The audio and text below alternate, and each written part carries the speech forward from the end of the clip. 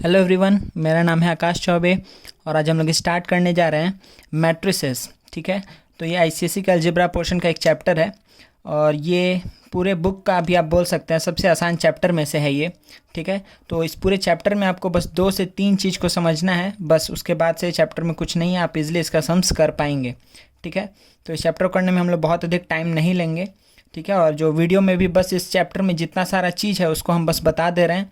ठीक है, कि आप लोग को एक बेसिक आइडिया दिमाग में हमेशा रहे कि अच्छा मैट्रिसेस हम लोग क्यों पढ़ रहे हैं। ठीक है ना, तो देखिए बच्चा, बेसिकली मैट्रिसेस कहाँ यूज़ होता है अभी आपको इसका एप्लीकेशन नहीं पता चलेगा, बट जब आप आगे जाएंगे क्लास 11-12 में जब आप पढ़ेंगे मैट्रिसेस एंड डिटर्मिनेंट्स, तो वहाँ पर जा करके आपको कुछ एप्लीकेशन इसका दिखेगा। कुछ बेसिक बात हम एक दो बोल दे रहे हैं, जैसे सिस्टम ऑफ लीनियर इक्वेशंस है, उसको सॉल्व करने के लिए हम लोग मैट्रिसेस का यूज़ करते हैं। ठीक है, बहुत कॉम्पैक्ट वे में हम इसको सॉल्व कर सकते हैं। ठीक है ना, उसी तरीके से ये कॉम्पैक्ट नोटेशन है। ठीक है, किसके लिए? सेट ऑफ डेटा के लिए। ठीक है, कॉम्पैक्ट नोटेशन है सेट ऑफ डेटा के लिए। ठीक है, तो अभी इसमें बस हम लोग इतना बस समझ के चल रहे हैं कि बस ये एक क्या है, कलेक्शन ऑफ डेटा है हमारे पास। ठीक है ना, और उसके ऊपर कुछ हम लोग उसके टाइप्स और उसके ऊपर बेसिक ऑपरेशंस देखेंगे। ठीक है, इस पूरी चैप्टर में बस हम लोग को इतना ही काम करना है। ठीक है, तो चलिए हम लोग स्टार्ट करते हैं। सबसे पहले डेफिनेशन है मैट्रिसेस का। ठीक है, तो क्या है बच्चा? Rectangular arrangement of numbers in the form of horizontal and vertical lines. ठीक है, इज कॉल्ड अ मैट्रिक्स। ठीक है, क्या है? रेक्टेंगुलर अरेंजमेंट ऑफ नंबर्स, तो कुछ नंबर्स है उसका रेक्टेंगुलर अरेंजमेंट किए हैं, जिसमें क्या है, रोज है और क्या है, कॉलम्स है। ठीक है ना, रोज और कॉलम्स में, जिसको हम क्या बोल रहे हैं, हॉरिजॉन्टल लाइन और वर्टिकल लाइन। इसमें हर एक चीज़ को आगे हम बताए हैं कि किसको हम क्या बोलते हैं। ठीक है, या फिर आप सिंपली बोल सकते हैं कि a set of m n numbers, m n मतलब एम इंटू एन। ठीक है, a set of m n numbers arranged in the form of rectangular array of m rows and n columns is a called m cross n या फिर M by n matrix. ठीक है ना, मतलब हमको basically इसमें क्या करना है, हमको बस इतना चीज़ करना है कि यहाँ पर कुछ ऐसे सेट ऑफ नंबर्स मेरे पास रहेंगे, उसको हमको अरेंज करना है। सपोज करिए लिख दिया 2 3 4 1 5 6। सपोज करिए ऐसे कि एक इक्वेशन था कि 2x plus 3y is equals 2x plus 3y minus 4 या फिर प्लस 4 इज इक्वल्स टू 0। इसके अकॉर्डिंग बोल दे रहा है 2x plus 3y plus 4 equals to 0। और दूसरा इक्वेशन है x plus 5y plus 6 equals to 0। तो उसका हम क्या किए हैं, कोएफिशिएंट्स का जो कोएफिशिएंट और कांस्टेंट टर्म है उसको हम अरेंज किया है एक रेक्टेंगुलर एरे में। ठीक है ना, इस तरीके से आपको समझना है। हम क्योंकि अगर अधिक इस पे बात करेंगे तो आप लोग कंफ्यूज होने लगेंगे, जितना इजी हम बोल रहे हैं उतना आपको लगेगा नहीं इस थ्योरी में, इसलिए हम बस इस पे ध्यान दे रहे हैं फॉर द टाइम बिंग कि अच्छा इसको कैसे करना है सॉल्व या कैसे करेंगे, क्या कितना सारा टाइप्स है, ये सब चीज़ पे बस हम ध्यान दे रहे हैं कि ये चैप्टर आप लोग के लिए कम्प्लेक्स नहीं बने। ठीक है ना, तो वैसे इस पर बात किया जा सकता है और भी कुछ, but for the time being हम लोग इससे ही आगे बढ़ते हैं। ठीक है, तो देखिए सिंपली अभी हम डेफिनेशन के ऊपर बात कर रहे थे। A set of m n numbers, ठीक है, m n numbers arranged in the form of rectangular array of m rows and n columns. ठीक है, उसमें एम रोज है और एन कॉलम्स है, तो उसको हम क्या बोलेंगे, एक मैट्रिक्स। किसका? एम बाई एन फॉर्म का। ठीक है ना, जैसे सपोज करिए ये किसका, ये कैसा मैट्रिक्स है, एक ऐसा मैट्रिक्स है जिसमें 2 हॉरिजॉन्टल क्या है, रो है और 3 वर्टिकल कॉलम है। दिख रहा है ना, एक ये हॉरिजॉन्टल ये हो गया और वर्टिकल ये हो गया, तो 3 वर्टिकल है 2 हॉरिजॉन्टल है, तो हम क्या बोलेंगे, ये एक ऐसा मैट्रिक का सेट ऑफ कितना, एम एन की जगह पे क्या लिखेंगे, इसके केस में लिखेंगे 6। ठीक है, देखिए 2 रोज 3 कॉलम्स, तो यहाँ पे टोटल एम एन क्या होगा, 3 into 2 6 numbers arranged in the form of rectangular array of m rows. M का मतलब क्या हुआ, इस केस में 2 रो है और एन का रोज क्या हुआ, एन का मतलब क्या हुआ, कॉलम्स, 3 कॉलम है। इज कॉल्ड, हम इसको क्या बोल सकते हैं, एक मैट्रिक्स ऑफ किस फॉर्म का, एम बाई एन फॉर्म का, मतलब कि 2 क्रॉस 3 फॉर्म का ये एक मैट्रिक्स है। बस सिंपली एक कलेक्शन ऑफ डेटा है जिसमें डेटा किस तरीके से अरेंज्ड है, 2 रोज में और 3 कॉलम्स में अरेंज्ड है सिंपली। ठीक है ना, इतना ही बात आपको समझना है। अच्छा, इसको हम कैसे पढ़ते हैं, read as m by n matrix, इसको हम बोलते हैं एम बाई एन मैट्रिक्स। और जनरली हमेशा हम लोग मैट्रिक्स को किससे रिप्रेजेंट करते हैं, किसी कैपिटल लेटर से। ठीक है, a b x y capital letter से हम लोग इसको रिप्रेजेंट करते हैं मैट्रिसेस को। ठीक है ना, कोई दिक्कत नहीं है यहाँ तक। अच्छा, अब देखिए इसमें क्या बात बोल रहा है कि each number in the matrix is known as elements. ठीक है, एलिमेंट हम किसको बोलेंगे, 2 is an element of this matrix, 3 is an element, 4 is an element, 1 is element, 5 is element, 6 is element. तो जो नंबर्स एक मैट्रिक्स में जो नंबर्स प्रेजेंट हैं उसको हम क्या बोलते हैं, सिंपली एलिमेंट्स, ठीक है ना, कोई दिक्कत नहीं है। अब देखिए रो तो कितना बड़ा भी हो सकता है, कॉलम कितना बड़ा भी हो सकता है, ठीक है ना, रो बहुत सारा रोज हो सकता है, बहुत सारा कॉलम हो सकता है, ठीक है। तो ये इसका क्या है, एक मैट्रिक्स का जनरल फॉर्म है। जनरल फॉर्म देखिए कैसे लिखे हैं, देखिए पहला आप ध्यान दीजिए यहाँ पर हम इसको कैसे रिप्रेजेंट किए हैं, इसको हम रिप्रेजेंट किए हैं एक कैपिटल लेटर से, तो कोई भी मैट्रिक्स को हम कैपिटल लेटर से रिप्रेजेंट किए।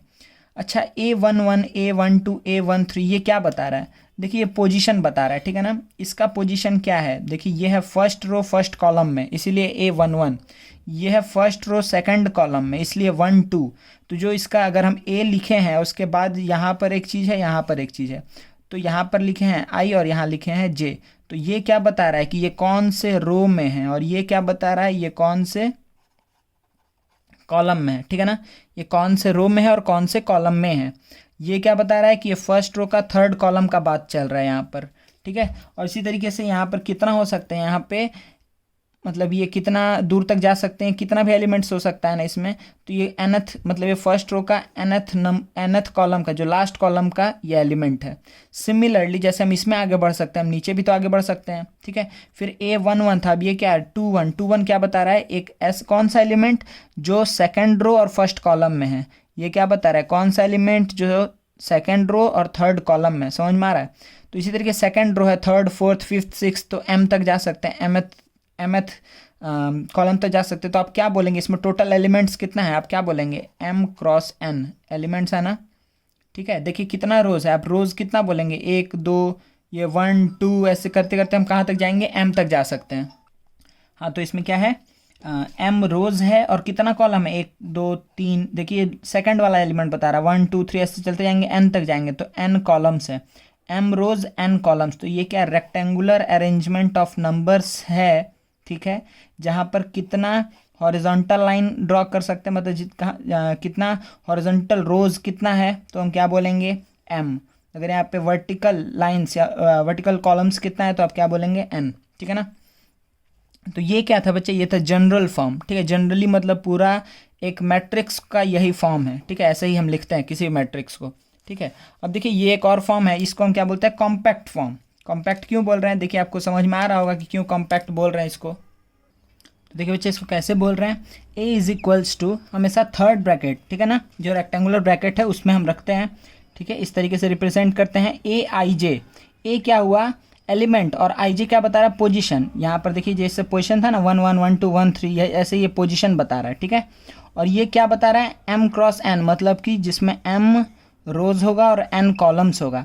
या फिर देखिए इसी का ये रिप्रेजेंटेशन है, इसमें आप अच्छे समझेंगे कि इसमें हम क्या बोल रहे हैं कि AIJ और m और n को कैसे बताएं, I कहाँ से कहाँ तक जाएगा, I 1 से स्टार्ट होगा और m तक जाएगा, 1 से लेके m तक के बीच में I जाएगा, ठीक है। अगर सपोज करिए हम लिख दिए AIJ और यहाँ पे क्या लिख दिए 2,3 लिख देंगे तो इस टाइप का मेरा अरेंजमेंट बनेगा, ठीक है ना। इसमें क्या आएगा A11 फिर A12 A13, समझ में आ रहा है, फिर A21 A22 A23, समझ में आ रहा है। इस तरीके से ये आगे बढ़ेगा। तो m जो I का वैल्यू है वो कहाँ से कहाँ तक जाएगा, वो डिपेंड 1 से कहाँ तक जाएगा, जितना नंबर ऑफ रोज तक जाना है हमको। फिर सिमिलरली j का वैल्यू 1 से कहाँ तक जाएगा, जहाँ तक n तक हमको जाना है, समझ में आ रहा है, कोई दिक्कत नहीं है, ठीक है। तो अभी तक हम लोग क्या बात किए सिंपली कि मैट्रिसेस कैसा दिखने में होता है, जो मैट्रिक्स एक मैट्रिसेस का प्लूरल फॉर्म है, तो मैट्रिक्स किस तरीके का दिखने में होता है, ठीक है, कैसे हम नंबर्स को लिखते हैं और कैसे हम यूनिक एलिमेंट पे पहुंचेंगे, ठीक है। जैसे अगर हमको पहुंचना हुआ 5 के ऊपर, अगर हमको 5 के बारे में बात करना है तो हम 5 को कैसे बोलेंगे, हम बोलेंगे A22, हम ऐसे बोलेंगे ना A22 बोलेंगे। क्यों A22 बोलेंगे, क्योंकि वो एलिमेंट जो सेकंड रो सेकंड कॉलम में है। तो देखिए फर्स्ट रो सेकंड रो फिर फर्स्ट कॉलम सेकंड कॉलम, तो यहाँ पे आप पहुँच जाएंगे।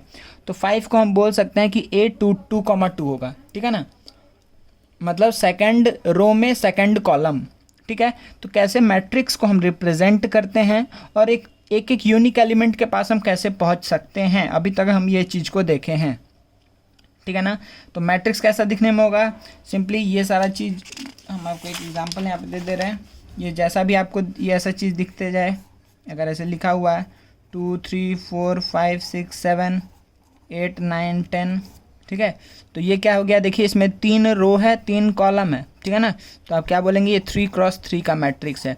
अगर हम इसमें पूछ दें कि हाँ सब हम कॉमा दे के लिख रहे हैं यहाँ पर, ठीक है। अगर हम इसमें पूछ दें कि 2,3 का वैल्यू क्या है, A2,3, तो आप क्या बोलेंगे कि अच्छा हमको उस एलिमेंट पे जाना है जो सेकंड रो थर्ड कॉलम में है।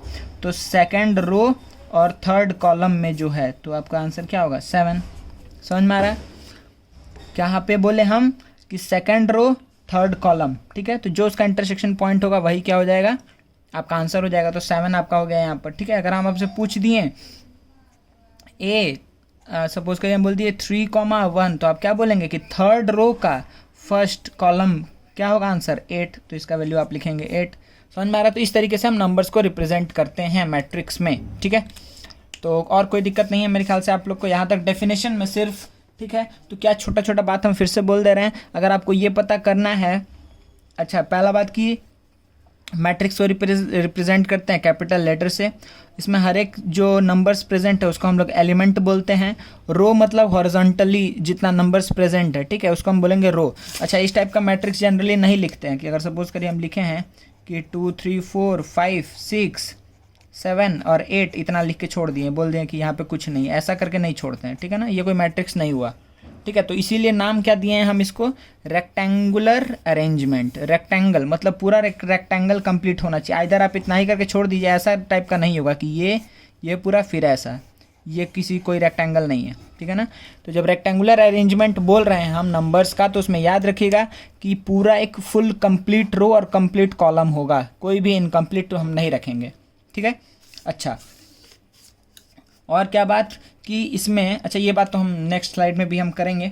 तो चलिए बच्चा नेक्स्ट अभी हम लोग आगे देखते हैं, ठीक है, कि ऑर्डर हम क्या बोल रहे हैं, ऑर्डर किसको बोलते हैं, ठीक है। चलिए नेक्स्ट देखते हैं। देखिए बच्चा, तो ऑर्डर ऑफ द मैट्रिक्स क्या है, ये बात हम लोग कर चुके हैं कि मतलब ऑर्डर क्या बताता है कि उसमें कितना रो और कितना कॉलम है, ठीक है ना। तो जैसे सपोज करिए यहाँ पर क्या लिखा हुआ है, matrix having m rows, m number of rows है और n कॉलम्स है, तो उस मैट्रिक्स का ऑर्डर क्या हो जाएगा m/n, ठीक है, या फिर m हम ऐसे लिखते हैं, ठीक है। ऐसा हम नहीं करिएगा कि अगर सपोज करिए कोई मैट्रिक्स लिखें और इधर लिखें 3×2, तो आप फिर ऐसे करके इधर लिख दीजिएगा 6, ये इसका कोई मीनिंग नहीं है, ठीक है। सिंपली आपको यहाँ पर क्या बोलना है, इसका ये क्या बताना चाह रहा है कि एक ऐसा मैट्रिक्स जिसमें 3 रो है 2 कॉलम है, लेकिन अगर आप 6 लिख दिए तो अब तो कुछ भी हो सकता है ना, 6×1 भी हो सकता है, 3×2 भी हो सकता है, 2×3 भी हो सकता है। और देखिए यहाँ पे कन्वेंशन क्या है, याद रखिएगा अच्छे से कि कन्वेंशन यहाँ पर क्या है, यहाँ पे कन्वेंशन है कि कोई भी अगर मैट्रिक्स आपके पास है, ठीक है, अगर कोई भी मैट्रिक्स ऐसे लिखा हुआ है, तो जो स्टार्टिंग में लिखा रहता है ये हमेशा किसको बताता है, रो को, फिर क्रॉस मतलब इनटू बाई, और फिर इसके बाद हम क्या लिखेंगे यहाँ पे कॉलम को। तो आगे हमेशा रो रहता है फिर कॉलम रहता है, ठीक है। इसीलिए कोई भी अगर मैट्रिक्स लिखा हुआ है, सपोज करिए हम लिखें A 2×3 is not equals to A 3×2, ठीक है। इसीलिए ये दोनों अलग अलग चीज़ है, ठीक है ना। 2×3 मतलब क्या हुआ, एक ऐसा मैट्रिक्स जिसमें 2 रो है और 3 कॉलम है, लेकिन 3×2 किसको बता रहा है, 3×2 इसको बता रहा है, ठीक है। तो ये दोनों पूरा डिफरेंट है, ये और ये चीज़ पूरा डिफरेंट है, समझ में आ रहा है ना, ठीक है। तो ऑर्डर ऑफ द मैट्रिक्स क्या हुआ बच्चा, कि वो सिंपली क्या बताता है कि उस मैट्रिक्स में कितना रो है और कितना कॉलम है, ठीक है ना। अच्छा, फिर इसके बाद से देखिए आसान चीज़ है क्या है, the number of elements in m×n matrix is mn, ठीक है। तो आप ये अच्छे समझ रहे हैं, इसमें कोई हमको समझाने की जरूरत नहीं है कि अगर 2×3 मैट्रिक्स है तो उसमें कितना टोटल एलिमेंट्स होगा, तब आप एक्चुअली मल्टीप्लाई कर दीजिए। 2/3 मैट्रिक्स में कितना एलिमेंट्स होगा, तो 2×3 मतलब 6 एलिमेंट्स होगा। देखिए ये 1 2 3 4 5 6 टोटल एलिमेंट 6 होगा। इसी तरीके से 3×2 में भी इसका ऑर्डर डिफरेंट है but total number of element क्या हो जाएगा, 6 ही होगा इस केस में भी, 1 2 3 4 5 6। समझ में आया ना, कोई दिक्कत नहीं है। अच्छा, अब देखिए बच्चा, अगर सपोज करिए आपको ये ऐसा क्वेश्चन दे दिया कि if a matrix has 30 elements, तो उसका पॉसिबल ऑर्डर क्या होगा, what is the possible order of this matrix, ठीक है। आप सोचिए आप क्या बोलेंगे, यहाँ पर हम बोल रहे हैं कि पॉसिबल ऑर्डर क्या होगा। तो देखिए यहाँ पे हम क्या करेंगे, पॉसिबल ऑर्डर अगर 30 है तो 30 को हम क्या क्या लिख सकते हैं, 30 को हम लिख सकते हैं 30 × 1, वाह मिला भी तो खराब पेन मिला, 1 मिनट। चलिए, तो 30x1 ये हो सकता है, या फिर क्या हो सकता है, या फिर ये हो सकता है 15x2, या फिर ये क्या हो सकता है 6x5, या फिर ये क्या हो सकता है 10x3। क्या और भी कुछ हो सकता है क्या? 1 2 3 4। और क्योंकि हमको पता है कि क्या होता है, ऑर्डर पे डिपेंड करता है, ठीक है ना। ऑर्डर मतलब 30x1 is not equivalent to 1x30, समझ में आ रहा ना। 30x1 मतलब क्या हुआ, एक ऐसा मैट्रिक्स जिसमें 30 रोज है और 1 कॉलम है, और 1x30 मतलब जिसमें 1 रो है और 30 कॉलम्स है, ठीक है ना। तो ये 1 2 3 4 इस सब का उल्टा, मतलब 30x1 की जगह पे 1x30, 15x2 की जगह पे 2x15, फिर क्या 6x5 की जगह 5x6, फिर 10x3 की जगह 3x10। तो आप सिंपली आंसर क्या बोलेंगे कि अगर बोल दिया if a matrix has 30 elements then the possible orders, ठीक है, कितना ऑर्डर पॉसिबल है इसका, ठीक है। तो देयर आर 8 पॉसिबल ऑर्डर्स, ठीक है ना। तो इसमें 8 ऐसा पॉसिबिलिटी है सच दैट कि टोटल नंबर ऑफ एलिमेंट्स कितना होगा, 30 होगा। यही बात हम यहाँ पे समझा रहे थे, ठीक है ना, कि आपको यहाँ पे मल्टीप्लाई रिप्रेजेंट करने से मल्टीप्लाई नहीं करना, क्योंकि ये बता रहा है कि कितना रो है कितना कॉलम है। लेकिन अगर आपसे टोटल नंबर ऑफ एलिमेंट पूछ रहा है तो सिंपली आप क्या करेंगे, number of rose into number of column कर देंगे, तो आपको क्या मिल जाएगा, total number of elements in the matrix. समझ में आ गया, ठीक है। तो ये बात समझ में आया ना कि अगर 30 एलिमेंट है तो ये 8 पॉसिबल क्या है, ऑर्डर्स हैं, ठीक है। अच्छा, अब देखिए बच्चे क्या है, formation of a matrix next, ठीक है ना। फॉर्मेशन ऑफ अ मैट्रिक्स, तो ऑर्डर आपको समझ में आ गया, ऑर्डर क्या बताता है, कितना रो है कितना कॉलम है। फॉर्मेशन ऑफ अ मैट्रिक्स क्या हुआ, sometimes relation between the element and its position is given to us. देखिए क्या बोल रहा है, एलिमेंट में किसमें रिलेशन दिया रहता है, element and its position, element और उसके पोजीशन में रिलेशन दिया रहता है, और हमको बोलता है कि मैट्रिक्स फॉर्म करिए। इसको हम इसीलिए डायरेक्टली एक एग्जांपल ले रहे हैं कि आपको समझा सके अच्छे से। देखिए क्या बोल रहा है यहाँ पर, construct a matrix of order 3x2। 3x2 का हमको मैट्रिक्स बनाना है, बहुत बढ़िया। 3x2 का अगर बनाना है और हमको एक रिलेशन दे दिया है, ठीक है। यहाँ पर रिलेशन क्या है, a i j is equals to i plus j by 2। ये क्या बताता है बच्चा, अभी बताया था ना, ये ए आई जे क्या बता रहा है, एलिमेंट को बता रहा है। देखिए A11, A12, A13, A23, AM3, ये जितना भी लिखे हैं ये सारा क्या एलिमेंट्स है, ठीक है ना। तो देखिए यहाँ पे ए आई जे एलिमेंट को बता रहा है, तो एलिमेंट में और किस में, इट्स पोजीशन, आई और जे यहाँ पर क्या होता है, उसका पोजीशन होता है। देखिए जैसे यहाँ पे 1 3 लिखे हैं तो ये क्या है, फर्स्ट रो थर्ड कॉलम का एलिमेंट है। तो अगर ऐसे आपको दे दिया है तो आपको एक 3x2 मैट्रिक्स बनाना है। आपको ये बात पता चल गया कि 3x2 मैट्रिक्स आपको डिज़ाइन करना है। 3x2 मतलब 3 रो रहेगा, तो यहाँ पे एक एलिमेंट, अरे 2 ही है ना, अच्छा उल्टा बना दिए, कोई बात नहीं, हम यहाँ पे मैनेज कर दे रहे हैं। तो 3 रोज 2 कॉलम का मैट्रिक्स आपको डिजाइन करना है, और ये रिलेशन दिया हुआ है। तो इस पोजीशन पे यहाँ पर क्या होगा, ये फर्स्ट रो और फर्स्ट कॉलम है, तो यहाँ पे आई का भी वैल्यू 1, इस जे का भी वैल्यू 1, ठीक है। तो पहला वाला एलिमेंट का A11 का वैल्यू क्या मिलेगा हमको, देखिए ए आई जे था, तो फर्स्ट के केस में ये क्या है, फर्स्ट रो का फर्स्ट कॉलम का ये एलिमेंट है। तो इसका आंसर हम क्या लिखने वाले हैं, कि हम इसको दूसरे पेन से कर दे रहे हैं कि आपको दिखे। तो A11 क्या होगा, तो देखिए आई की जगह 1 रखेंगे, जे की जगह 1 रखेंगे, तो 1 + 1/2 मतलब कि 2/2 मतलब 1, तो यहाँ पर आएगा 1, ठीक है। अच्छा, अगर हमको इसका वैल्यू चाहिए तो इसका वैल्यू, इसके लिए आई का वैल्यू क्या है, जे का वैल्यू क्या है, इसके लिए आई का वैल्यू है 1, क्योंकि फर्स्ट रो में ही और सेकंड कॉलम में है, तो 1 और 2। तो A12 का वैल्यू क्या होगा, 12 का वैल्यू क्या होगा, 1 + 2/2 मतलब कि 3/2। तो आपको पता चला कि इसका वैल्यू क्या हुआ, 3/2, समझ में आया। सिमिलरली इसका वैल्यू क्या है, ये देखो ये क्या है, सेकंड रो फर्स्ट कॉलम, तो 2,1, ठीक है। तो A2,1 का वैल्यू क्या होगा, अगेन 3/2, क्योंकि 2 + 1/2, तो 3/2 हो जाएगा, कोई दिक्कत नहीं है। फिर या इस केस में क्या होगा, ये सेकंड रो सेकंड कॉलम में, तो 2,2, तो A2,2 का वैल्यू क्या होगा, यहाँ पर A2,2 का वैल्यू हो जाएगा 2 + 2/2 मतलब 4/2 मतलब 2 होगा, तो यहाँ पर क्या आएगा 2।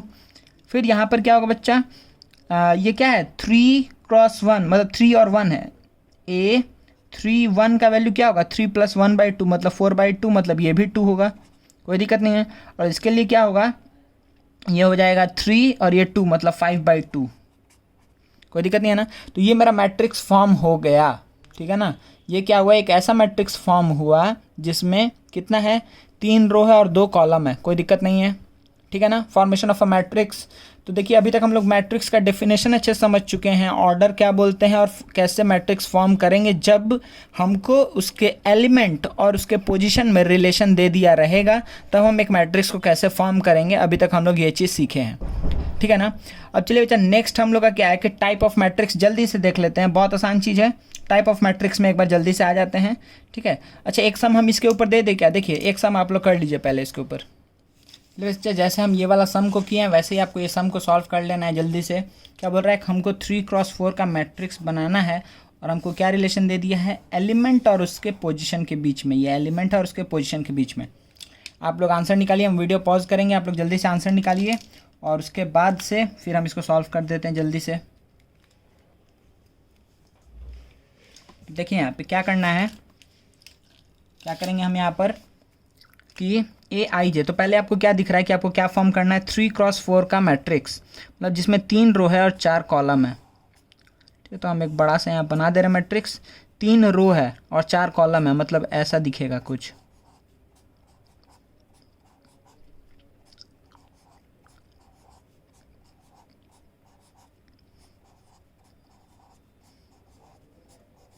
चलिए तो सबसे पहला काम करते हैं, जल्दी से हम लोग आंसर निकालना स्टार्ट करते हैं कि इस यहाँ पर क्या आएगा, यहाँ पर है 1,1, तो पहला A11 का वैल्यू क्या आएगा, A11 का वैल्यू आएगा, यहाँ पे 1 पुट करेंगे तो -3 + 1 तो -2/2 क्या आएगा, -1, तो यहाँ पे ये आ गया, ठीक है। इसी तरीके से आप क्या निकालिए, A12 का वैल्यू निकालिए। A12 मतलब पहला रो का सेकंड कॉलम का हमको वैल्यू निकालना है, A12, ठीक है। तो 12 का वैल्यू अगर आप निकालेंगे तो क्या आएगा, -3 + 2 तो -1/2, तो आप क्या लिखेंगे यहाँ पे, -1/2, ठीक है। हम बच्चा रैंडमली फिल कर रहे हैं, आप लोग पूरा आंसर बोल दीजिएगा, ठीक है। अगर सपोज करिए हमको इसका वैल्यू निकालना है कि यहाँ पर क्या आएगा, तो आप यहाँ के लिए क्या बोलेंगे, यहाँ के लिए आप बोलेंगे कि ये कहाँ है, ये है 3rd कॉलम में 2nd रो, मतलब कि A 3rd कॉलम 2nd रो, ठीक है। 3rd कॉलम सॉरी उल्टा 3rd रो 2nd कॉलम, ठीक है ना, 3rd रो 2nd कॉलम में है, ठीक है, कोई दिक्कत नहीं है। तो इसको देखिए हम क्या बोलेंगे, 3 2, तो I की जगह 3 पुट करना है, तो 1/2, तो -3 × I की जगह 3 प्लस यहाँ पे 2 पुट करना है, तो ये क्या आ जाएगा, 1/2, ये क्या आएगा, -9 + 2 मतलब कि क्या आ गया, -7/2, तो इसका वैल्यू क्या हो जाएगा, -7/2।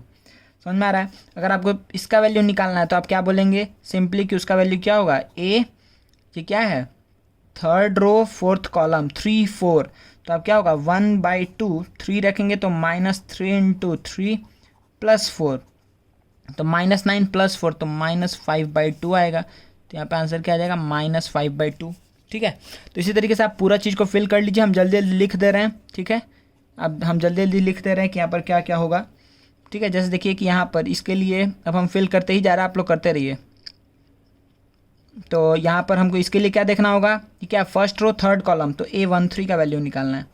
A13 का वैल्यू क्या होगा, 1 पुट करेंगे तो -3 + 3 तो 0 हो जाएगा, ठीक है।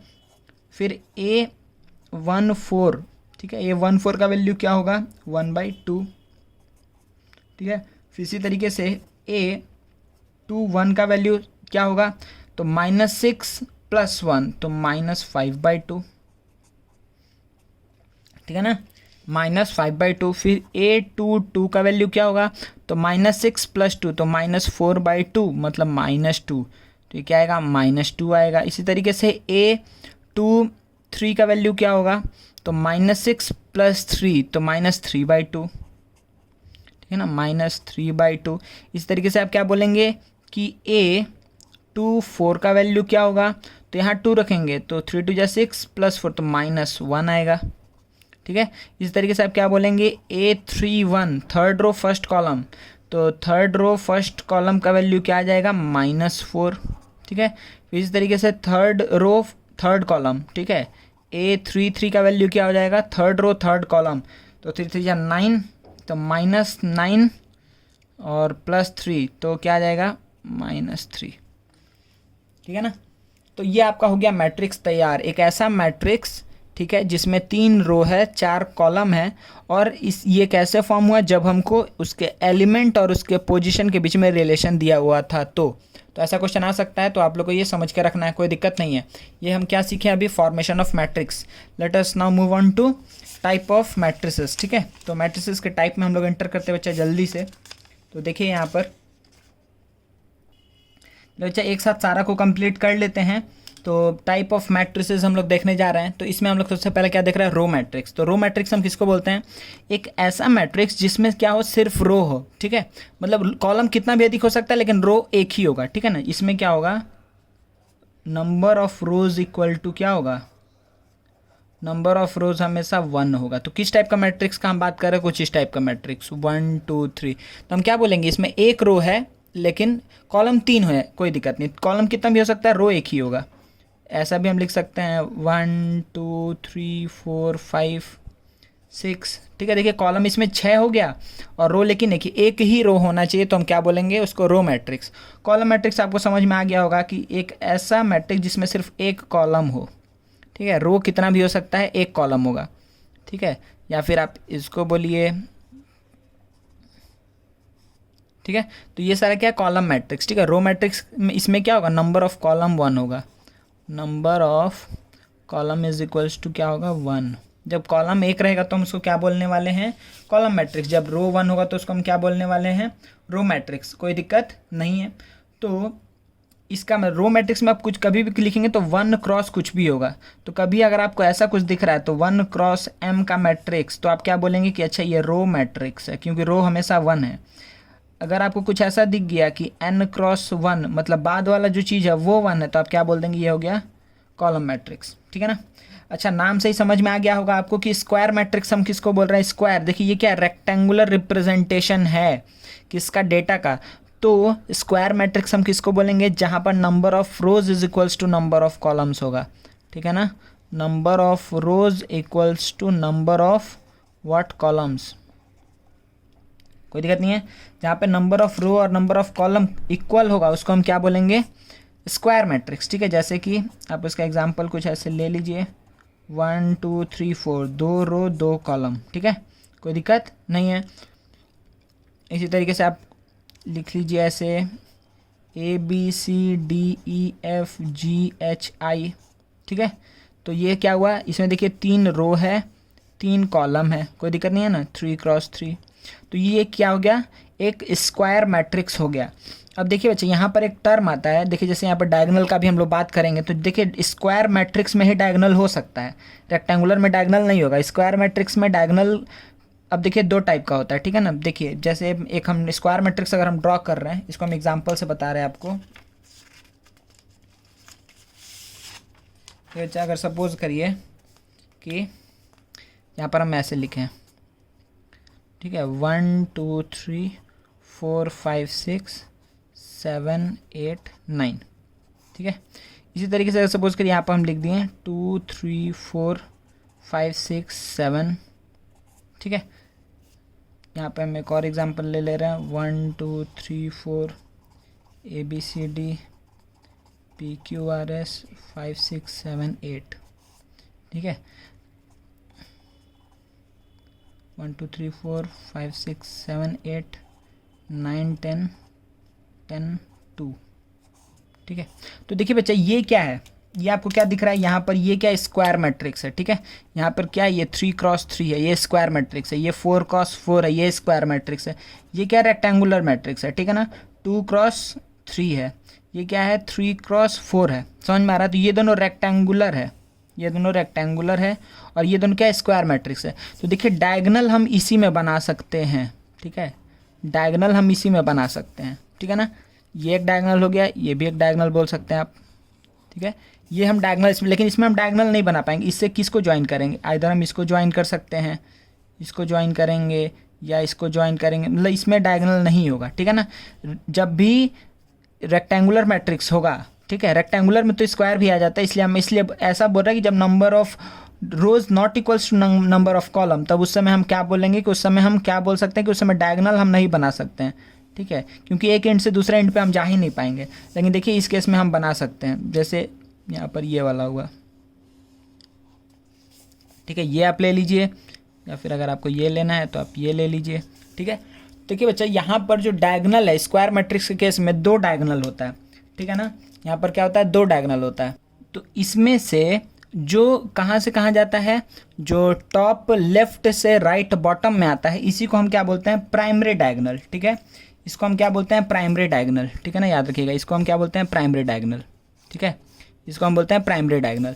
जो कहाँ से कहाँ जाता है, जो फ्रॉम लेफ्ट, टॉप लेफ्ट से राइट बॉटम में जाता है, उसको हम बोलते हैं प्राइमरी डायगनल, या फिर इसको हम बोलते हैं प्रिंसिपल डायगनल। ठीक है, इसको हम क्या बोलते हैं, प्राइमरी, या फिर इसको हम बोलते हैं प्रिंसिपल डायगनल। ठीक है, कोई दिक्कत नहीं है। हाँ, और इसके अंदर जो एलिमेंट्स है इसको हम बोलते हैं डायगोनल एलिमेंट्स। ये छोटा छोटा चीज़ है, जो टर्म आपको क्वेश्चन में मिलेगा तो आपको समझ में आना चाहिए कि किसके बारे में बात कर रहा है। तो डायगोनल एलिमेंट बोल रहा है तो इसके बारे में बात कर रहा है। ठीक है ना, और इसको कभी डायगोनल कंसिडर नहीं किया जाता, बट इसमें कुछ नाम भी नहीं दिया गया है। ठीक है ना, आप बोल सकते हैं सेकेंडरी डायगोनल, लेकिन ऐसे इसका नाम अलग से दिया नहीं गया है। इसके लिए सिर्फ नाम हम क्या बोलते हैं, प्राइमरी डायगोनल। यही कन्वेंशन मान के चलते हैं कि जब डायगोनल हुआ तो फ्रॉम जो टॉप लेफ्ट से जो राइट बॉटम की तरफ जो डायगोनल जा रहा है स्क्वायर मैट्रिक्स में, उसी को हम क्या बोलते हैं, प्राइमरी डायगोनल या फिर प्रिंसिपल डायगोनल बोलते हैं। ठीक है ना, चलिए, तो आपको ये समझ में आ गया स्क्वायर मैट्रिक्स किसको बोल रहा है, और स्क्वायर मैट्रिक्स में ही क्या होगा, एक डायगोनल आ सकता है। ठीक है, चलिए नेक्स्ट हम लोग आगे बढ़ते हैं। उसके बाद से क्या बचे यहाँ पर, जीरो और नल मैट्रिक्स। तो सिंपली आपको क्या समझ में आ गया कि एक ऐसा मैट्रिक्स जिसमें हर एक एलिमेंट क्या है, जीरो है।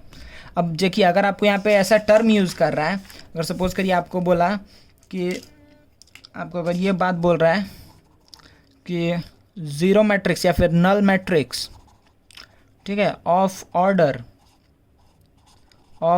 सपोज करिए बोल दिया 3x2, तो आपको अब ऑर्डर समझना है कि अच्छा यहाँ पे क्या बोल रहा है। मतलब आपको एक ऐसा मैट्रिक्स लेना है, ठीक है, जिसमें 3 रो होगा, ओ सॉरी ये नहीं होगा, इसमें 3 रो होगा और 2 कॉलम होगा। ठीक है, देखिए 3 रो है और 2 कॉलम है। ठीक है, तो ये हो गया एक जीरो मैट्रिक्स ऑफ ऑर्डर कितना, 3x2। अगर बोल दिया zero matrix of order 2x2, ठीक है, तो आप क्या समझेंगे कि 0 0 0 0, ये 2x2 का जीरो मैट्रिक्स हो गया। ठीक है ना, इस तरीके से आपको सोच के चलना है बच्चा। ठीक है, अच्छा, अब देखिए नेक्स्ट इसके बाद से क्या है कि आइडेंटिटी और यूनिट मैट्रिक्स। देखिए फिर अगेन ये इंपॉर्टेंट है, आपको सिर्फ आई लिख के छोड़ देगा, ठीक है, या फिर आपको ओ लिख करके छोड़ देगा। ठीक है, तो आपको ये समझना पड़ेगा कि क्या बात बोल रहे हैं यहाँ पर। ठीक है, जैसे अगर सपोज करिए आई लिख के छोड़ दिया, जैसे आइडेंटिटी मैट्रिक्स है, आइडेंटिटी मैट्रिक्स अगर आपको बोल दिया, एक देखिए आइडेंटिटी मैट्रिक्स भी किस में होता है, a matrix whose each element is zero, वो तो क्या हो गया, मैं जीरो मैट्रिक्स हो गया। आइडेंटिटी मैट्रिक्स क्या होगा, जिसमें डायगोनल एलिमेंट क्या होगा, 1 होगा। ठीक है, या फिर यूनिट 1 होगा। ठीक है ना, देखिए तो इसको मगर सपोज करिए कि ऐसा कुछ हम लिखें, तो अगर देखिए इसमें हम लोग बात क्या कर रहे हैं कि एक ऐसा मैट्रिक्स, ठीक है, जिसका डायगोनल एलिमेंट 1 होगा और उसके अलावा जो भी चीज़ है वो 0 होगा। ठीक है ना, तो अगर डायगोनल एलिमेंट 1 हमको रखना है और उसके अलावा जो है वो 0 रखना है, तो डायगोनल एलिमेंट का बात ही आया तो आप क्या बोलेंगे कि आइडेंटिटी मैट्रिक्स क्या है, कि स्क्वायर मैट्रिक्स है। ठीक है ना, तो identity matrix is a square matrix in which क्या होता है, डायगोनल एलिमेंट्स आर 1। ठीक है, और जो अदर एलिमेंट्स हैं डायगोनल के अलावा वो क्या होंगे, वो 0 होंगे। ठीक है, जैसे कि सपोज करिए कि ये क्या होगा, हम ले लें 2x2 मैट्रिक्स का आइडेंटिटी मैट्रिक्स, तो 1 1 0 0। अगर आपको लेना है 3x3 का, तो आप क्या लिखेंगे, 1 0 0 0 1 0 0 0 1। ठीक है, तो देखिए ये एक ऐसा मैट्रिक्स है जिसका डायगोनल एलिमेंट क्या है, 1 है, उसके अलावा जितना भी चीज़ है वो 0 है। तो अगर आपको बोल देगा 4x4 का, तो आप क्या लिखने वाले हैं, पहला 1, फिर 0 0 0, फिर 0 1 0 0, फिर 0 0 1 0, फिर 0 0 0, फिर 1। ठीक है, तो ये क्या हो जाएगा, एक आइडेंटिटी मैट्रिक्स या फिर यूनिट मैट्रिक्स ऑफ ऑर्डर 4। ठीक है, ये 4x4 का, जब ऑर्डर 4 बोल रहा है, ऑर्डर 4 बोलने का मतलब है कि वो बार बार 4 4 नहीं लिख रहा है, इसका मतलब स्क्वायर मैट्रिक्स का ही बात कर रहा है। ठीक है, ऑफ ऑर्डर 3 बोल दिया तो आप इसका बात कर रहा है, ऑफ ऑर्डर 2 बोल दिया तो इसका बात कर रहा है। ठीक है ना, तो आइडेंटिटी मैट्रिक्स मतलब क्या है, ये बात आपको समझ में आ गया कि एक ऐसा मैट्रिक्स रहेगा, एक ऐसा स्क्वायर मैट्रिक्स जिसमें जो प्राइमरी डायगोनल है, ठीक है, या जो प्रिंसिपल डायगोनल है, वो पूरा उसका एलिमेंट्स, जो प्रिंसिपल डायगोनल का एलिमेंट्स क्या होगा, 1 होगा, उसके अलावा जो भी एलिमेंट्स है वो सारे 0 होंगे, तो उसको हम क्या बोलेंगे, डायगोनल मैट्रिक्स। चलिए अच्छा सॉरी, आइडेंटिटी मैट्रिक्स या यूनिट मैट्रिक्स। अब देखिए नेक्स्ट क्या है, डायगोनल मैट्रिक्स देखने जा रहे हैं। तो डायगोनल एलिमेंट में बस इसमें क्या बोल रहा है, 1 1 1 है ना। तो देखिए डायगोनल मैट्रिक्स में कुछ ऐसी चीज़ हो सकता है कि 1 2 0 0, या फिर यहाँ पे 1 2 3 0 0 0 0 0 0। ठीक है, मतलब जो डायगोनल एलिमेंट है वो नॉन ज़ीरो होगा और डायगोनल एलिमेंट के अलावा हर एक चीज़ क्या हो जाएगा, ज़ीरो हो जाएगा। सॉरी, ठीक है। तो डायगोनल एलिमेंट क्या होगा बच्चा, यहाँ पर डायगोनल एलिमेंट होगा नॉन ज़ीरो, और डायगोनल एलिमेंट के अलावा जितने भी नंबर्स हैं, जो भी एलिमेंट्स हैं, वो क्या हो जाएंगे, ज़ीरो। तो इसको हम क्या बोलेंगे, डायगोनल मैट्रिक्स। ठीक है, कोई दिक्कत नहीं है, ठीक है ना बच्चा। अब देखिए इसी में अब नेक्स्ट टर्म क्या आ जाता है, के, मतलब कि कांस्टेंट से अगर इस रहेगा क्या, डायगोनल एलिमेंट्स अगर कोई कांस्टेंट नंबर रहेगा, जैसे सपोज करिए हम लिख दिए कि के 0 0 0 के 0 0 0 के, मतलब ये कोई भी एक नंबर है, अगर एक ही नंबर यहाँ पर है यहाँ तक, तो हम इसको क्या बोलेंगे, स्केलर मैट्रिक्स। और इसके अलावा जो भी है वो क्या होगा, ज़ीरो। तो देखिए अब हम आपको थोड़ा समराइज़ करने जा रहे हैं। देखिए हम क्या बात किए, स्क्वायर मैट्रिक्स पहले बात किए। स्क्वायर मैट्रिक्स आपको समझ में आ गया, जहाँ पर रोज इक्वल्स टू कॉलम होगा। अब वो स्क्वायर मैट्रिक्स, ठीक है, वो स्क्वायर मैट्रिक्स जिसमें डायगोनल एलिमेंट क्या होगा, सारा 1 होगा, डायगोनल एलिमेंट सारा 1 होगा, और नॉन डायगोनल एलिमेंट क्या होगा, 0। उसको हम क्या बोल दिए, यूनिट मैट्रिक्स। उसके बाद से हम क्या बोले, डायगोनल मैट्रिक्स। डायगोनल मैट्रिक्स में क्या होगा कि डायगोनल एलिमेंट कुछ भी हो सकता है, ठीक है, डायगोनल एलिमेंट कोई भी नंबर हो सकता है, ठीक है ना, डायगोनल एलिमेंट कोई भी नंबर हो सकता है, और नॉन डायगोनल एलिमेंट क्या होगा, 0। उसको हम क्या बोले, डायगोनल मैट्रिक्स। अब थर्ड इसी में क्या आ गया कि डायगोनल एलिमेंट पूरा सेम होगा, मतलब कि कोई भी एक नंबर होगा, जैसे 2 2 2 3 3 3 4 4 4 ऐसा हो सकता है, ठीक है। तो अगर ऐसा कुछ होगा और नॉन डायगोनल एलिमेंट अगर 0 होगा तो हम इसको क्या बोल दिए, स्केलर। इसका नाम क्या था, यूनिट मैट्रिक्स। इसका नाम क्या था, डायगोनल मैट्रिक्स। और इसका नाम क्या था, स्केलर मैट्रिक्स, ठीक है। और ये सारा क्या है, स्क्वायर मैट्रिक्स का ही टाइप के अंडर में आता है, ठीक है, कोई दिक्कत नहीं है। चलिए तो टाइप्स हम लोग सारा देख लिए हैं, ठीक है। टाइप ऑफ मैट्रिसेस में हम लोग हर एक चीज़ देख लिए हैं, row matrix, column matrix, square matrix, zero और नल, आइडेंटिटी, डायगोनल या स्केलर, ठीक है ना। तो चलिए बच्चा नेक्स्ट अब हम लोग आगे देखते हैं इक्वल मैट्रिक्स को। चलिए बच्चा जल्दी से हम लोग देख लेते हैं इक्वल मैट्रिक्स किसको बोलते हैं। तो देखिए इक्वल मैट्रिक्स में मतलब कोई भी दो मैट्रिक्स है अगर, ठीक है, अगर एक मैट्रिक्स है, ठीक है, और इसी तरीके से बी एक मैट्रिक्स है, ठीक है, बी, इसको हम लिख दे रहे हैं बी आई जे, ठीक है। तो ए एक मैट्रिक्स है, बी एक मैट्रिक्स है, तो इन दोनों को हम इक्वल तभी बोलेंगे, ठीक है। यहाँ पे कंडीशन क्या बोल रहे हैं हम कि ये दोनों इक्वल होगा, तो ए इक्वल्स टू बी तभी होगा जब क्या, दो कंडीशन यहाँ पे फुलफिल होना चाहिए। पहला क्या कि उसका ऑर्डर भी सेम होना चाहिए, ठीक है, ऑर्डर सेम होना चाहिए। अगर ये 3x2 का है तो वो भी 3x2 का होना चाहिए, अगर 3x3 का है तो वो भी 3x3 का होना चाहिए। और जो सेकंड बात है वो क्या है, ऑर्डर सेम होने के साथ साथ उसका हर एक करस्पॉन्डिंग एलिमेंट भी सेम होना चाहिए, मतलब कि a i j is equals to b i j होना चाहिए, ठीक है, कोई दिक्कत नहीं है, ठीक है। मतलब बात यह हुआ कि अगर हम यहाँ पे दो मैट्रिक्स को इक्वल बोलें, इस पे सपोज करिए 4 एलिमेंट है, इसमें भी 4 एलिमेंट है, सही है। तो अगर पहला बात है कि पहला कंडीशन तो फुलफिल हो गया, पहला कंडीशन क्या था कि ऑर्डर सेम होना चाहिए, तो इसका भी ऑर्डर क्या है 2x2, इसका भी ऑर्डर है 2x2। सिर्फ इतना ही काफ़ी नहीं है इक्वल मैट्रिक्स होने के लिए कि ऑर्डर ही सेम हो, उसके बाद से जो करस्पॉन्डिंग एलिमेंट्स है ये भी सेम होना चाहिए, जो करस्पॉन्डिंग एलिमेंट है ये भी सेम होना चाहिए, समझ में आ रहा है, ठीक है ना। तो ये वाला एलिमेंट इसके बराबर होना चाहिए, ये एलिमेंट इसके बराबर होना चाहिए। मतलब कि देखिए यहाँ पर a i j is equals to b i j, मतलब क्या हुआ कि A11 is equals to B11। इसका मतलब क्या हुआ कि अगर हम ऐसा एक मैट्रिक्स बनाए हैं तो इसका ये और ये एलिमेंट सेम होना चाहिए, सही है। अगर A12 हम लिख रहे हैं, A12 इज इक्वल्स टू क्या होना चाहिए, B12, मतलब कि इसका जो ये एलिमेंट है और ये एलिमेंट है ये भी सेम होना चाहिए, ठीक है। इसी तरीके से A12 is equals to B12 होना चाहिए, ये क्या बताया कि ये एलिमेंट और ये एलिमेंट सेम होना चाहिए। इसी तरीके से A22 और B22 भी सेम होना चाहिए, ठीक है, मतलब कि ये और ये सेम होना चाहिए, ठीक है ना। तभी हम क्या बोलेंगे, इक्वल मैट्रिक्स होगा। तो दो बात क्या क्या, order same as well as क्या, उसका करस्पॉन्डिंग एलिमेंट्स, हर एक एलिमेंट भी सेम होना चाहिए, ठीक है, कोई दिक्कत नहीं है।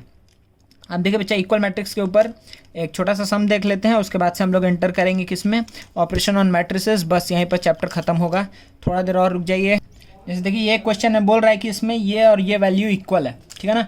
तो हमको क्या पता चला कि अगर इक्वल टू साइन यूज़ कर दिया है, इसका मतलब ये पूरा चीज़ के बराबर है। अच्छा, ये दोनों मैट्रिक्स है, अगर ये दोनों मैट्रिक्स कब बराबर हो सकता है, जब ऑर्डर सेम होगा। इसका ऑर्डर कितना है, 2 एलिमेंट, मतलब 2 रो है 2 कॉलम है, ये भी 2x2 है, ये भी 2x2 है, कोई दिक्कत नहीं है। अच्छा, अब हमको क्या पता चला कि अभी दोनों इक्वल है, तो ये एलिमेंट किसके बराबर होना चाहिए, इसके, ये इसके, ये इसके और ये इसके। तो देखिए यहाँ पे 4 वेरिएबल है, 4 इक्वेशन है मेरे पास। देखिए ये क्या आ जाएगा, ये मेरे पास आ जाएगा x minus y is equals to -1, सही है। फिर क्या आएगा, ये एक इक्वेशन मिलेगा, ठीक है, इज इक्वल्स टू -1। दूसरा इक्वेशन क्या मिलेगा, 2x plus z equals to 5, हमको ये एक इक्वेशन मिलेगा। फिर इससे इसको इक्वेट करेंगे तो 2x minus y is equals to 0, ठीक है। और यहाँ पे क्या आ जाएगा, 3z प्लस डब्ल्यू इज इक्वल्स टू 13। अब बस हमको जल्दी से सॉल्व कर लेना है, जल्दी सॉल्व करिए। देखिए यहाँ पे क्या आएगा, y is equals to 2x है, इसका मतलब y is equals to 2x को हम यहाँ पुट कर दिए, तो y is equals to 2x put किए तो x minus 2x is equals to -1, तो minus x is equals to -1, x is equals to आ गया 1, ठीक है। x इज इक्वल्स टू आ गया मेरे पास 1। अगर x 1 है तो y का वैल्यू क्या हो गया, 2, x 1 है तो y का वैल्यू 2 आ गया, सही है। अच्छा, फिर यहाँ पे देखिए, यहाँ पर इन दोनों को अगर हमको सॉल्व करना है, अच्छा x का वैल्यू तो हमको पता है ना, 1 पता है, x का वैल्यू यहाँ पे पुट करेंगे अगर तो z का वैल्यू पता चल जाएगा, क्योंकि ये क्या आ जाएगा, 2 into 1 plus z equals to 5, तो z इक्वल्स टू क्या आ गया, 3, कोई दिक्कत नहीं। अब z 3 है तो 3 इंटू 3 प्लस डब्ल्यू, इसका वैल्यू हम यहाँ पे पुट कर रहे हैं, इज इक्वल्स टू 13, तो w इज इक्वल्स टू क्या आ जाएगा, 4, ठीक है। तो x y z w हमको सबका आंसर पता चल गया, ठीक है। 1 2 3 और 4 आंसर आया, ठीक है। तो इस तरीके से आपको क्वेश्चन आ सकता है, बहुत आसान क्वेश्चन, बेसिक क्वेश्चन, इक्वल करना है और आपको आंसर निकालना है। हम एक क्वेश्चन दे रहे हैं, ये आपको खुद से सॉल्व करना है, ठीक है ना बच्चा। चलिए देखिए बच्चा, ये क्वेश्चन है आप लोग के सामने, देखिए क्या लिख रहा है, 3x प्लस 4y है, 2 है, x माइनस 2y है, a प्लस b है, 2a माइनस b है, -1 है, फिर 2 2 4 5 -5 -1, ठीक है। यहाँ पे जितना भी अननोन्स है a b x y सबका वैल्यू आपको निकालना है, ठीक है ना। तो जल्दी से आप इसको सॉल्व करिए और आंसर बताइए हमको, हम सिर्फ आंसर बताएंगे एंड में। तो देखिए बच्चा, इसका आंसर होगा x equals to 2, y equals to -1, a is equals to 0 and b is equals to 5, ठीक है ना। आप इजीली इसको बहुत आसानी से सॉल्व कर सकते हैं, इससे इसको इक्वेट करिएगा, इससे इसको इक्वेट करिएगा, इन दोनों को, ये देखिए 2 की जगह 2 ही है, इसकी जगह पे -5, इसकी जगह पे 4 और इसकी जगह पे -1 ही है। तो आपको सिंपली इक्वेट करके जहाँ जहाँ अननोन है उसको इक्वेट करके आंसर आपको निकालना है, ठीक है ना। तो ये काम आपको खुद से करना है, ये आंसर्स है, ठीक है।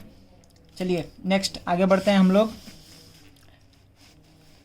Addition and subtraction and multiplication, ठीक है। तो ये 3 चीज़ जल्दी से हम लोग देखते हैं मैट्रिक्स में। चलिए बच्चा, तो स्टार्ट करते हैं ऑपरेशन ऑन मैट्रिसेस, ठीक है। तो देखिए, कभी भी दो मैट्रिक्स को हम ऐड या सब्ट्रैक्ट तभी कर सकते हैं जब उन दोनों का क्या होगा, ऑर्डर सेम होगा, ठीक है। ऑर्डर सेम होगा तभी हम एडिशन या सब्ट्रैक्शन कर सकते हैं।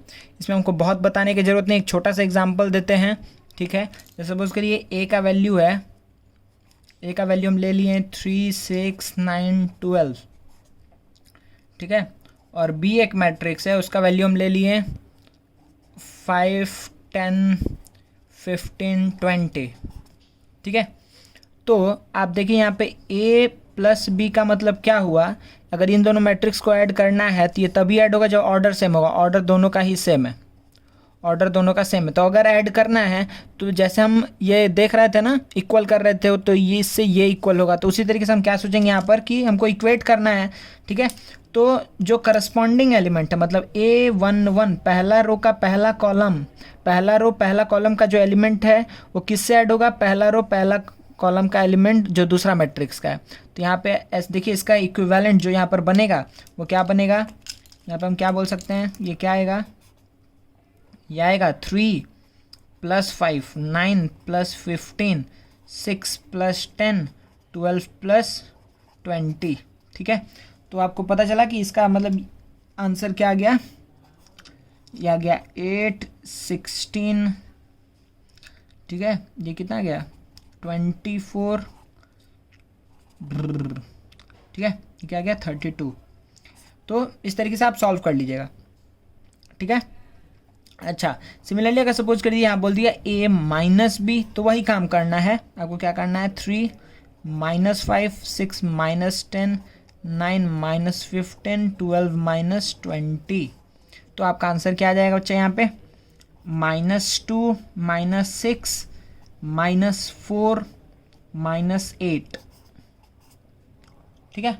मतलब आप क्या कर रहे हैं, 3 - 5 -2 9 - 15 किए तो कितना बचेगा, 6 -6 हुआ, फिर यहाँ -4 -8, ठीक है। तो इस तरीके से एडिशन या सब्ट्रैक्शन करना है। कोई बहुत ही आसान बात कर रहे हैं, कुछ अलग बात नहीं कर रहे हैं, हम डायरेक्टली सम्स में एंटर करेंगे, ठीक है ना। सम्स जब करेंगे तो उस समय आप लोग सिंपली इसको सॉल्व कर पाएंगे, ठीक है। देखिए जब कॉम्बिनेशन रहता है ना तब बच्चा लोग कहीं कहीं कन्फ्यूज होता है। जैसे सपोज कर ये बोल दिया कि C - A + B, ऐसे देखने में आपको समझ में आ रहा है कि अच्छा पहले प्लस करके फिर माइनस करना, ये सब चीज़ समझ में आ रहा है। लेकिन जब आपके सामने मैट्रिक्स रहेगा ना, ये हम पिछले साल बहुत बच्चों लोग का देखे मिस्टेक, ठीक है। जगह सपोज करिए ऐसे है, ठीक है, -5 -6 2 -4, ठीक है, +8 2 12 24, कुछ भी ले लिए, ठीक है।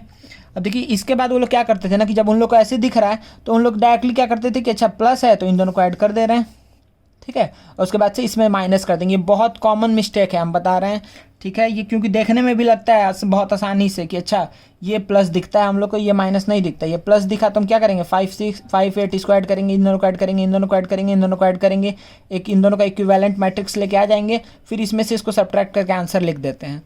लेकिन आपको वैसे ही सोचना है कि आपको क्या सोचना है कि C - A + B मतलब C + B ऐड करके उसमें से A को सब्ट्रैक्ट करना है। तो आप इन दोनों को ऐड करके इसको सब्ट्रैक्ट करिएगा, ठीक है ना, तभी आपका आंसर सही आने वाला, अदरवाइज वो रॉन्ग हो जाएगा, ठीक है। तो ये एक छोटा सा मिस्टेक था जो बच्चा लोग करता है जनरली, इसलिए बस हम इसको हाईलाइट किए।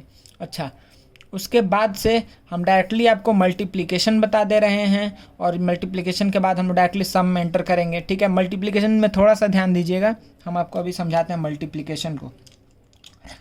देखिए बच्चा, एक मिनट, चलो बच्चा, लास्ट चीज़ एकदम जो मल्टीप्लिकेशन है इसको बहुत अच्छे समझ लेते हैं एक बार कि हम लोगों को कभी भी दिक्कत नहीं हो। अगर सपोज़ करिए कि हमको मल्टीप्लाई करना है, A और B मैट्रिक्स को हमको मल्टीप्लाई करना है, ठीक है, ठीक है। तो इन दोनों को मल्टीप्लाई करने के बाद मेरे पास एक C मैट्रिक्स आएगा।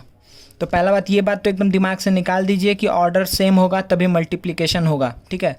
क्योंकि जो एडिशन सब्ट्रैक्शन में आपके दिमाग में चलता रहता है वही यहाँ चलेगा, इसके लिए हम बोल रहे हैं उस चीज़ को भूल जाइए, वो एडिशन सब्ट्रैक्शन में ही लिमिटेड है। जब हमको मल्टीप्लाई करना है दो मैट्रिक्स का, इसका प्रोसेस एक बार जल्दी से समझ लीजिए, ठीक है। अगर सपोज कर यहाँ पे A है M × N ऑर्डर है इसका, और B का ऑर्डर क्या है, सपोज करिए P × Q है, ठीक है। तो सबसे पहला बात क्या है यहाँ पर जो आपको याद रखना है कि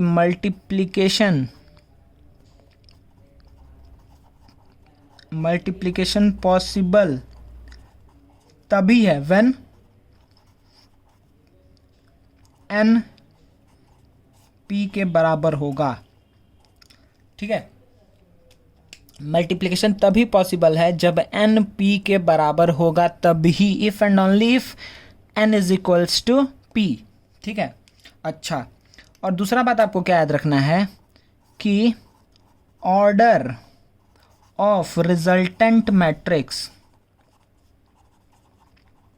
ठीक है, ऑर्डर ऑफ रिजल्टेंट मैट्रिक्स क्या होगा, ठीक है। तो ऑर्डर क्या होगा, इन दोनों से मल्टीप्लाई होकर के जो मैट्रिक्स आया उसका ऑर्डर क्या होता है बच्चा, उसका ऑर्डर होता है M × Q, ठीक है।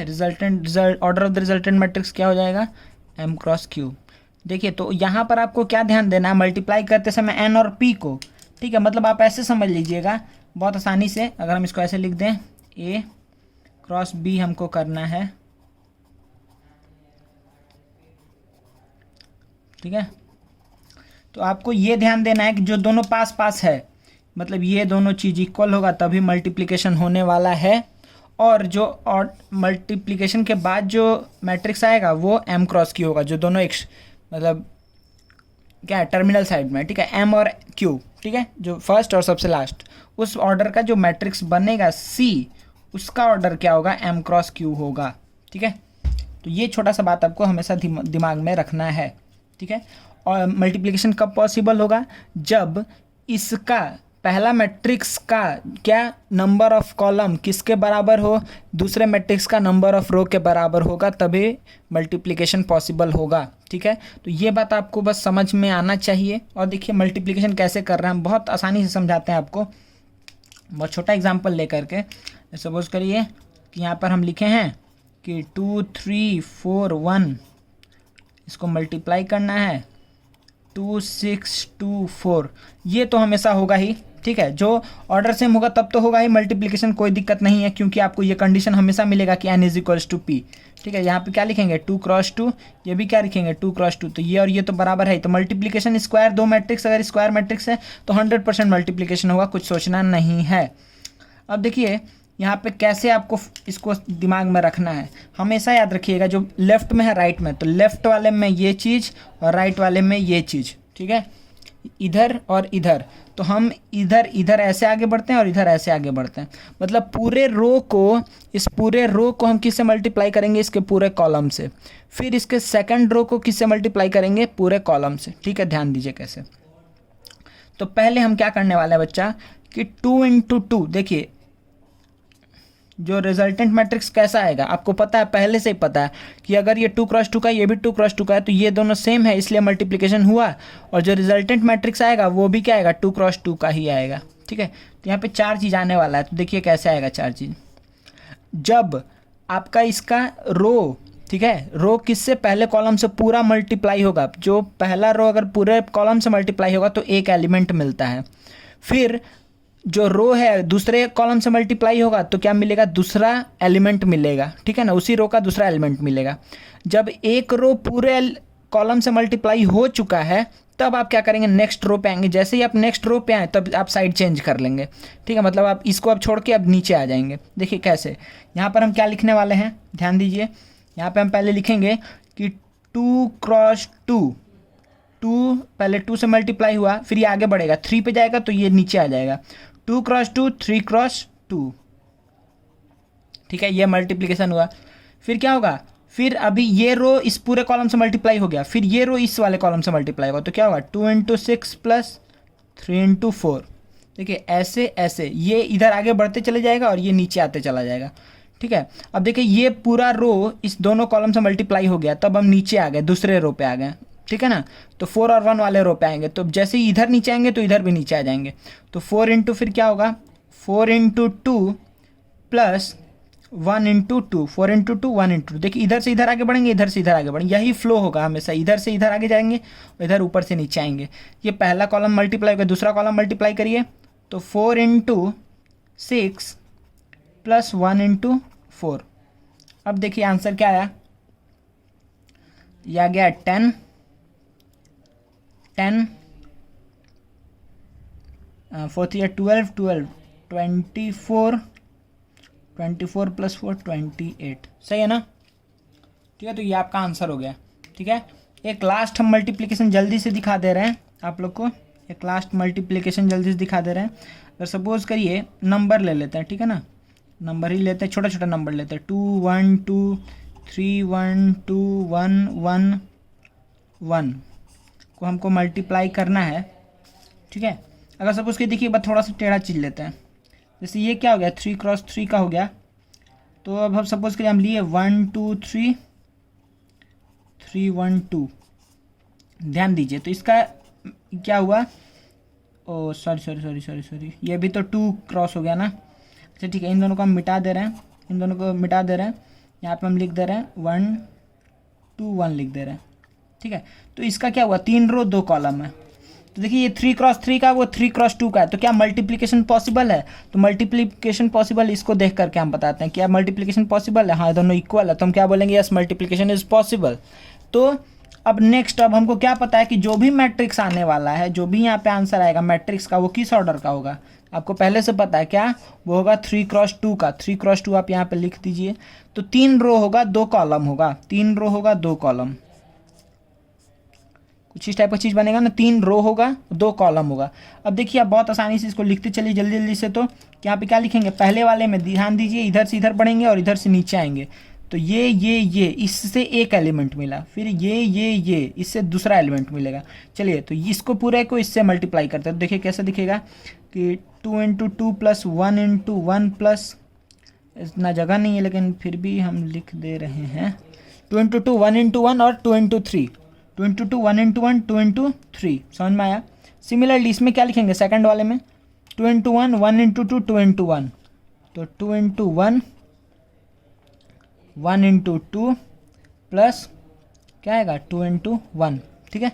अच्छा इस इधर में देखिए फिर क्या हुआ, अब देखिए ये पूरा चीज़ इससे भी मल्टीप्लाई हो गया और इससे भी मल्टीप्लाई हो गया। अब यही काम इसके साथ करेंगे और यही काम इसके साथ, जब 3 1 2 को फिर इससे करेंगे तो क्या होगा, देखिए 3 × 1, फिर 1 × 1, फिर 3 इससे 1 इससे, फिर 2 × 3, ठीक है।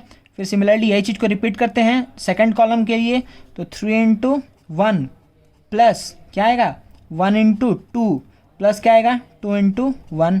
चलिए नेक्स्ट, अब ये भी रो इस पूरे दोनों कॉलम से मल्टीप्लाई हो गया, तो फिर नेक्स्ट जब नीचे आएंगे तो यहाँ पर भी नीचे आ जाएंगे, तो क्या होगा 1 × 2 प्लस 1 × 1 प्लस 1 × 3। सिमिलरली इस पूरे को उससे मल्टीप्लाई कर दीजिए, तो 1 × 1 प्लस 1 × 2 प्लस 1 × 1, ठीक है। तो आपका आंसर क्या आएगा, आप सिंपली आंसर क्या बोल सकते हैं यहाँ पर, ये कितना है 2 × 4 5 6 11, ठीक है। और ये कितना आएगा 2 2 4 2 6 6, फिर ये कितना है 3 + 1 4 + 6 10, फिर 3 + 2 5 + 2 7, ठीक है। फिर 2 + 1 3 + 3 6, फिर 1 + 2 3 + 1 4, ठीक है। देखिए कहीं कैलकुलेशन मिस्टेक हुआ होगा तो सिंपली आपको हमेशा यही चीज़ काम करना है, ठीक है ना। मल्टीप्लिकेशन वाला चीज़ बच्चा बस आप याद रखिए, आपको कहीं भी फिर कोई भी दिक्कत नहीं होगा, ठीक है ना। मल्टीप्लिकेशन वाला चीज़ को बस आप समझ जाइए और कहीं भी कोई प्रॉब्लम नहीं आने वाला है। और ऑर्डर वाला ये चीज़ कि ये दोनों सेम होना चाहिए तब मल्टीप्लिकेशन होगा, और जो रिजल्टेंट मैट्रिक्स होगा उसका ऑर्डर आपका होगा m × q होगा, ठीक है। बस ये छोटा सा बात आपको समझना है। हम लोग कम्प्लेक्स से कम्प्लेक्स हम लोग सिर्फ अच्छे सम्स को उठाएंगे, ठीक है, क्लास के अंदर। इसमें हम सिर्फ ये लेक्चर प्ले कर देंगे, नेक्स्ट क्लास में सिर्फ सम्स करेंगे, और उस सम्स में जितना भी अच्छा सम्स बन सकता है मैट्रिसेस के ऊपर उसको हम लेकर के आएंगे, ठीक है। उसके ऊपर फिर डिस्कशन करेंगे हम लोग। चलिए बच्चा, तो सारा चीज़ जो भी थ्योरी था वो ख़त्म हुआ। और देखिए बार बार सम में आपको ये चीज़ मिलेगा लिखा हुआ, ओ लिखा हुआ है कैपिटल लेटर में, तो ये जीरो मैट्रिक्स या नल मैट्रिक्स को रिप्रेजेंट कर रहा है। अगर कहीं आई लिखा है तो आइडेंटिटी मैट्रिक्स, यूनिट मैट्रिक्स को रिप्रेजेंट ऐसे लिख देगा, देखिए ऐसे करके लिख देगा 3i प्लस, अब ऐसे कुछ लिख दिया 2a, इसका मतलब क्या हुआ, ठीक है। अगर a का वैल्यू अगर सपोज करिए हम बोल दिए a का वैल्यू है 1 2 3 4, ठीक है, तो 3i, अच्छा ये बात तो हम बताए ही नहीं थे कि 2 × a का मतलब क्या हुआ बच्चा कि 2 को a का हर एक एलिमेंट से मल्टीप्लाई करना है। अगर सपोज करिए कि a का वैल्यू क्या है, अगर a का वैल्यू है ABCD, ठीक है, तो 2a मतलब क्या हुआ कि 2a 2b 2c, अच्छा ये छोटा था ना, 2a 2b 2c और 2d, मतलब हर एक एलिमेंट से मल्टीप्लाई होगा ये, ठीक है ना। 2 मल्टीप्लाई करना मतलब हर एक एलिमेंट में मल्टीप्लाई कर रहे हैं, तो 3i + 2a, तो इसका मतलब क्या हुआ, और बोल दिया कि i is the unit matrix of order 2, इसका मतलब ये हुआ कि 3 × 1 1 ये होगा आइडेंटिटी मैट्रिक्स प्लस 2a, ए का वैल्यू क्या है 1 2 3 4। तो आपको क्या समझ में आया कि ये क्या हो जाएगा 3 0 0 3, क्योंकि 3 हर एक से मल्टीप्लाई होगा, प्लस ये क्या हो जाएगा 2 4 6 8। अब इन दोनों को ऐड करेंगे तो क्या गया 5 6 4 11, ठीक है ना। तो इस तरीके से आंसर हो जाएगा। तो स्टेटमेंट में आपको हर जगह मिलेगा 3i, ओ लिखा हुआ मिलेगा, = ओ लिख देगा, ओ मतलब आपको समझना है कि 0 मतलब हर एक मैट्रिक्स 0 होगा वहाँ पर। सॉरी। तो बच्चा यहीं तक चीज़ था, ये पूरा मल्टीप्लिकेशन के ऊपर अभी हम लोग और डिस्कशन करने वाले हैं सम्स के थ्रू, लेकिन ठीक है ना, थ्योरी हम इतना ही बोल के छोड़ रहे हैं, ठीक है। तो यही आपका मैट्रिसेस का थ्योरी है, और जो भी चीज़ होगा कुछ ऐड करना है इसमें या कुछ इसमें से कम बताना है तो हम लाइव क्लास में आपको बताएंगे, ठीक है ना। चलिए, थैंक यू वेरी मच।